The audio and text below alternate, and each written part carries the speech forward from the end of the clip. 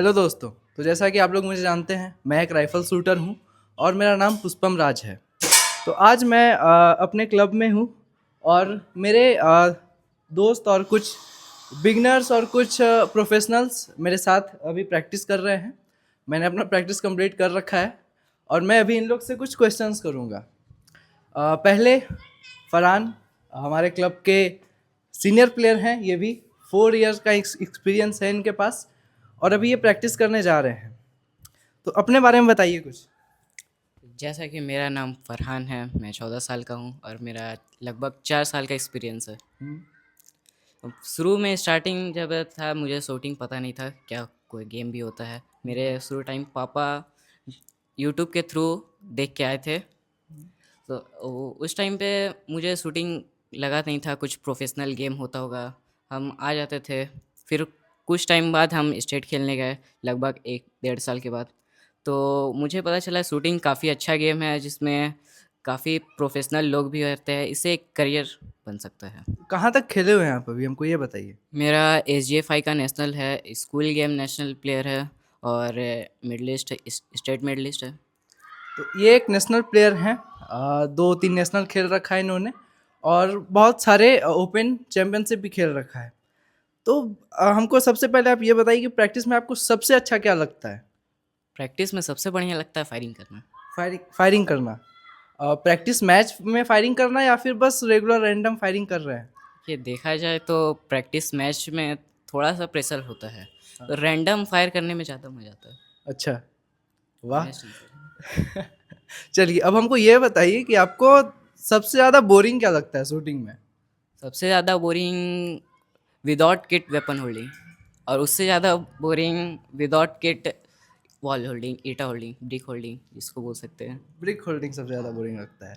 और प्रैक्टिस करने में मज़ा कब आता है, क्या करके आपको प्रैक्टिस करने में लगता है कि हाँ बहुत अच्छा फील हो रहा है, अब हम प्रैक्टिस कर रहे हैं और मज़े से करते हैं। वैसा देखिए, कुछ नया चीज़ अपने अंदर पे मिलता है, या फिर वो पॉजिटिव हो या फिर नेगेटिव, उस चीज़ को सर्च करने के लिए जब आप होल्डिंग करते हैं तो ज़्यादा मज़ा आता है। वाह, तो करते हैं आप ऐसा। हाँ, करते हैं। अभी क्या करने वाले हैं। अभी जो मेरा टास्क है 9 शॉट का, वो कंप्लीट करेंगे। चलिए ठीक है, तो अब हम चलते हैं कुछ और प्लेयर्स की ओर। अ, नाम क्या है आपका। आयुष कुमार। कौन से क्लास में आप। 7। एज क्या हो रहा है आपका। 12। 12। कितने साल से हैं आप शूटिंग में। 5 महीने हो गए। अच्छा, अभी मंथ्स में है अभी। तो 5 महीना का है ये प्लेयर अभी। कहाँ तक खेले हुए हैं आप। डिस्ट्रिक्ट। डिस्ट्रिक्ट प्लेयर हैं। डिस्ट्रिक्ट में कुछ रहा था। नहीं। नहीं। चलिए, और अभी क्या कर रहे हैं आप। होल्डिंग। होल्डिंग। फायरिंग करना है। हाँ करेंगे, मतलब 20 मिनट होल्डिंग करने के बाद। तो हमको ये बताइए, आप अभी 5 महीना का एक्सपीरियंस है, अभी कम टाइम है, पर फिर भी इतने टाइम में आपको सबसे बेस्ट शूटिंग का क्या लगा। फायरिंग करना। फायरिंग करना। Very good. तो अब बढ़ते हैं हम अपने अगले प्लेयर की ओर, नौफिल। और ये भी बहुत टाइम से शूटिंग में है। तो कैसे हैं आप। जी बिल्कुल बढ़िया हूँ। बहुत सीरियस दिख रहे हैं आजकल आप हमको, क्या बात, कोई बात है क्या। नहीं, वो हमारा स्टेट चैंपियनशिप वगैरह पास आ रहा है तो फिर शूटिंग पे फोकस करना पड़ता है। Good good, very good. कितने साल से हैं आप शूटिंग में। मेरा भी ऑलमोस्ट 2 इयर्स होने वाला है और इतने कम टाइम में ही मैं नेशनल तक पहुँच चुका हूँ। Very good. ये नेशनल प्लेयर भी हैं। और हमको आप ये बताइए अभी कि आप शूटिंग में जब नहीं थे और जब शूटिंग में आए तो चेंजेस क्या क्या हुए आपके लाइफ में, आपके डेली लाइफ में। देखो, चेंजेस तो बहुत ज़्यादा, मतलब बिग चेंजेस हैं। जैसे शूटिंग से पहले मैं ये स्कूल से आने के बाद नॉर्मली फ्रेंड्स के साथ घूमता था, क्रिकेट वगैरह खेलता था। और शूटिंग में आने के बाद मेरे को अपना अलग करियर ऑप्शन दिख रहा है। एंड शूटिंग से पहले मैं समाज में एक नॉर्मल पर्सन की तरह था, और जिस अब शूटिंग में आ चुका हूँ, नेशनल प्लेयर बन चुका हूँ, तो मेरा फेस का आइडेंटिटी एक अलग लेवल पे है। आपको एक फेस वैल्यू मिल चुका हाँ, है फेस वैल्यू आपका। मिल चुका तो अभी आप हमको ये बताइए कि अगर आप शूटिंग में नहीं होते तो अभी आप क्या कर रहे होते हैं। है। अगर मैं शूटिंग में नहीं होता तो फिर अभी भी मैं टाइम पास ही कर रहा होता और अपने दोस्तों के साथ ही आवारागर्दी। अच्छा, अभी आपका जैसे कि मैंने वीडियो देखा था पहले भी, आप एक बहुत अच्छा मैसेज दिए थे पेरेंट्स को शूटिंग गेम से और स्टडी से रिलेटेड। तो अभी आप अपने एग्ज़ाम को और शूटिंग को कैसे हैंडल करके चल रहे हैं, जैसा कि अभी एग्ज़ाम का टाइम चल रहा है, तो आप मैनेज कैसे कर रहे हैं अपना दोनों चीज़। देखो ये एग्ज़ाम कुछ बड़ा चीज़ नहीं है।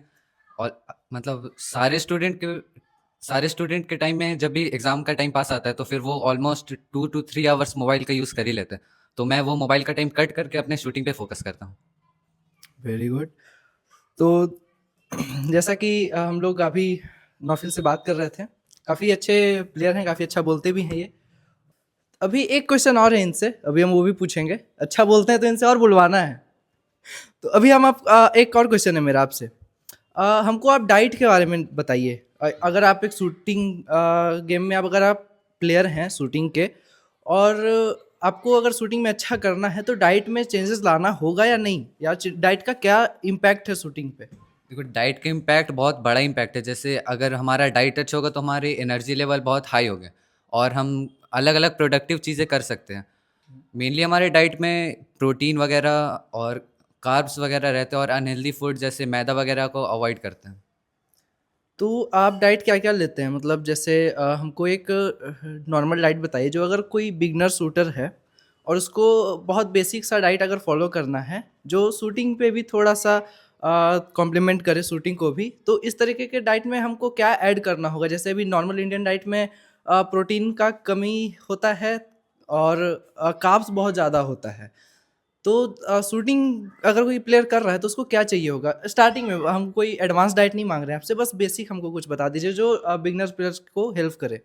तो जैसा कि हमारी मम्मी लोग भी बोलती है कि ग्रीन वेजिटेबल्स खाया करो, बस वो ऐड करो और अपने डेली लाइफ में फ्रूट्स वगैरह ऐड करिए जो आपका न्यूट्रिशन को पूरा करेंगे। मैदा को कट करना है, शुगर को कट करना है और थोड़ा प्रोटीन ऐड करना है, 1-2 अंडे, पनीर, ये सब। और बस फिर हाँ, जंक फूड भी कम करना है। जंक फूड अगर खाते रहेंगे तो फिर वो काफ़ी नुकसान करेगा। और अभी जैसा कि ये हमारा रेंज है, प्रैक्टिस कर रहे हैं। एक प्लेयर और है हमारे पास फिलहाल, उनका नाम है सत्यम। डेवियस स्कूल में पढ़ते हैं ये। कौन से क्लास में हैं आप? अभी 8 में हूँ। 8 में। कितना टाइम हो गया आपको शूटिंग करते हुए? मैं 3 मंथ्स हो गया अभी। 3 मंथ्स हो गया। 3 मंथ्स में क्या क्या चेंजेस आए आपके अंदर शूटिंग से? शूटिंग से मेरे अंदर टाइम मैनेजमेंट स्किल्स आए हैं, डिसिप्लिन आया है वेरी गुड। और फिर मेरे अंदर पेशेंस भी आया है। पहले मैं कुछ प्रेशर आया तो मैं रैश डिसीजन ले लेता था, लेकिन अभी अब मैं वो कुछ सोचता हूँ उसके बाद कुछ ले पहले कोई अगर ऐसा डिसीजन लेना रहा तो घबरा जाते थे, कुछ भी डिसीजन ले लेते थे। अब पेशेंस होकर अच्छे से एक सही डिसीजन ले पाते हैं। चलिए, बहुत अच्छा है। देखिए, मेडिटेशन करना चाहिए सबको। यहाँ एक आंसर मिला, मेडिटेशन करने से दिमाग शांत होता है और आप डिसीजन मेकिंग अच्छा कर सकते हैं। डाइट में कुछ चेंजेस किए आप शूटिंग में आने के बाद? हाँ, पहले मैं अगर कहीं बाहर जाता तो भी कुछ खा लेता, कुछ सोचता नहीं कि मैं शरीर में क्या होगा। अभी अब शूटिंग में आने के बाद मैं जो बाहर कुछ मन करता है तो सोचता हूँ कि ये मेरे शरीर के लिए ठीक है या नहीं, उसके बाद मैं कुछ खाता हूँ। तो अभी आप डाइट कॉन्शियस भी हो गए हैं, जंक फूड वगैरह कम कर दिए हैं, अवॉइड कर दिए हैं। अभी वीडियो में आगे बढ़ते हैं और एक क्वेश्चन हम लोग फिर से करते हैं सभी से। वो है द्रोणाचार्य के बारे में, मीन्स कोच सर के बारे में। यहाँ पे हम सभी प्लेयर्स के एक ही कोच हैं और जैसा कि हम लोग जानते हैं कि सबका मेंटलिटी अलग अलग होता है और सबका अपना एक नज़रिया अलग होता है। तो हम सारे प्लेयर से जानना चाहेंगे कि इन सब के नज़र में कोच सर कैसे हैं, कोच सर का बिहेवियर उनके प्रति कैसा है और किस तरीके से सर हेल्प करते हैं। तो अभी हम क्वेश्चन करने वाले हैं हमारे 4 year experienced player Farhan Akhtar से।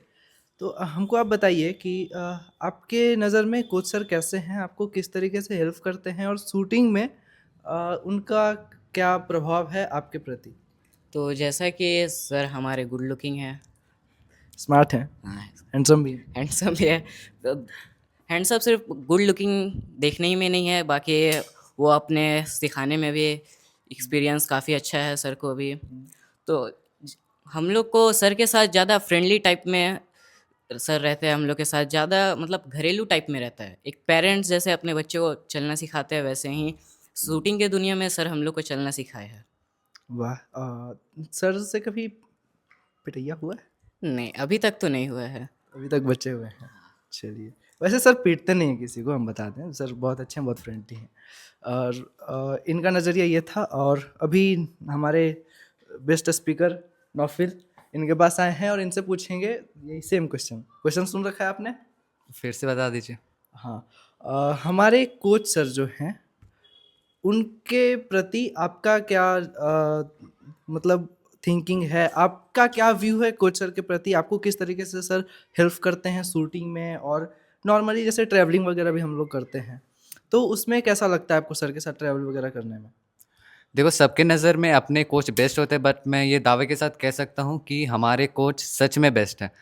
ये सिर्फ शूटिंग में ही नहीं, मेरे अलग लाइफ प्रॉब्लम्स में भी मेरे साथ देते हैं और मेरे हेल्प करते हैं। हमारे ये क्लब में भी बेस्ट कोच का एक प्लग कार्ड लगा हुआ है, वो सिर्फ नाम के लिए नहीं लगा हुआ है, वो कोच के लिए डेडिकेटेड है। और मैं एक अपना लाइफ इंसिडेंट बताता हूँ। एक बार मैं क्लब में मतलब इंटरनेशनल के लिए मतलब इंटरनेशनल का इन्फॉर्मेशन निकाल रहा था, तो एक प्लेयर ने मुझे बोला कि जब तुम इंटरनेशनल के लिए सिलेक्ट हो जाओगे तो तुम्हें एक मतलब बेस्ट कोच मिलेगा, वर्ल्ड्स बेस्ट कोच, मतलब one of the best coach. तो फिर मैं उस अपने मन में स्माइल करते हुए सोचा कि अभी भी वो मिले ही हुए हैं। वाह। और ट्रैवलिंग में कैसा लगता है सर के साथ? मीन्स अगर आप कभी ट्रैवल कर रहे हैं, जैसे मैचेस हम लोग खेलते रहते हैं और बहुत जगह जाते भी रहते हैं मैचेस के लिए, ऑल ओवर इंडिया हम लोग का मैचेस होते रहता है, तो ट्रैवलिंग में आप क्या फील करते हैं कि सर के साथ जा रहे हैं तो ऑकवर्ड लग रहा है या डर लग रहा है ट्रैवल करने में, कुछ बोलने में डर लग रहा है, कुछ अगर प्रॉब्लम हो रहा है तो इस तरीके से? सर तुम लोग के साथ बिल्कुल फ्रेंडली रहते, मतलब ऐसा दोस्त या फिर एक पेरेंट की तरह ज़्यादा बोलना सही रहेगा। वो हमारा केयर भी करते हैं, मतलब अपने लव लैंग्वेज में हमारे अच्छा मतलब देखभाल करते हैं हमारे। ये हमारे नौफिल थे, इनके पॉइंट ऑफ व्यू से हम सर के बारे में जाने। इनसे हम क्वेश्चन करेंगे सेम क्वेश्चन कि आपका पॉइंट ऑफ व्यू क्या है सर को लेकर, हमारे कोच सर को लेकर? जैसे कि मेरा ज़्यादा दिन नहीं हुआ है, हमको एक ही पता चल कि दूसरा कोच जैसे स्कोर ज़्यादा नहीं हुआ तो मार पीट के स्कोर ज़्यादा करते थे, और ये कोच है कि समझाते हैं, बताते हैं कैसे करना है, पोलाइटली बोलते हैं। यस। अभी मतलब आप जितने भी टीचर से मिले हैं अभी तक और कोच सर से मिले हैं, तो इसमें आपको डिफरेंस क्या लगा? एक कुछ तो डिफरेंस लगा होगा, कुछ तो फील हुआ होगा अलग, तो वो क्या अलग क्या लगा हमको वो बताइए। जैसे कि दूसरे टीचर अच्छा से नहीं समझाते थे और अच्छा से नहीं मतलब बोलते जाओ करो प्रैक्टिस, और ये सर है कि बहुत अच्छा समझाते हैं, आते हैं और कैसे खड़ा होना है ये सब सिखाते हैं। मतलब बहुत अच्छे से ये एक्सप्लेन करते हैं कि कैसे क्या करना है, और दूसरे जो भी है स्कूल के या फिर जो भी, तो वो बोल दिए कि बस करो अपना। अभी हम सत्यम से पूछेंगे सेम क्वेश्चन। सत्यम, आपका प्रैक्टिस कंप्लीट हो चुका है? आइए इधर आइए, उधर काफ़ी थोड़ा सा कंजस्टेड हो जाता है तो इसलिए इनको इधर ही बुला लिए। वैसे प्रैक्टिस कंप्लीट हो चुका है, हम डिस्टर्ब नहीं कर रहे हैं किसी को।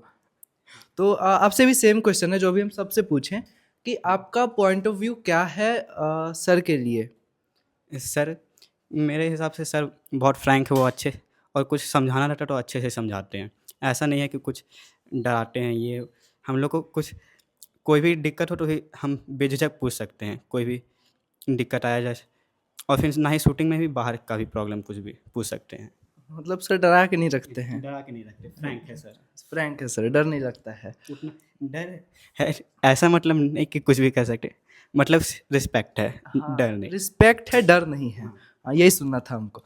और हमको सर के कोचिंग के बारे में बताइए। अगर आप सर से अभी ट्रेनिंग ले चुके हैं बहुत बार, 3 महीना हो चुका है जैसे आपका, तो इस 3 महीने में आपको क्या कैसा फील कैसा हुआ सर जब भी कोचिंग दे रहे थे या कुछ भी समझा रहे थे, तो वो फीलिंग कैसा था? सर जब समझा रहे थे तो मुझे बहुत अच्छे से समझ में आ जाता था, और फिर कोई भी डाउट आता था तो सर उसको रिजॉल्व कर देते थे। ऐसा नहीं था कि सर छोड़ दिए, ऐसे ही छोड़ दिए, बोल दिए तुम देख लो। सर बोलते बताते थे उस वो डाउट का क्या कर सकते हैं इसके बदले। चलिए, तो ये भी बहुत अच्छा आंसर था। और जो क्लब है, एक रांची में भी ब्रांच है, ये होम ब्रांच है, स्टार्टिंग यहीं से हुआ था। ये 10 साल से चल रहा है Chatra rifle shooting club. Ranchi में अभी 2-3 साल हुआ है।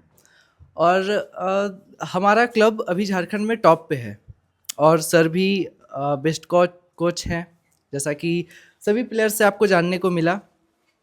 मेरा भी एक्सपीरियंस काफ़ी अच्छा रहा है। सर काफ़ी फ्रेंडली रहे हैं, और एज अ बिग ब्रदर हमने देखा है सर को, मतलब बड़े भाई के रूप में देखा है सर को।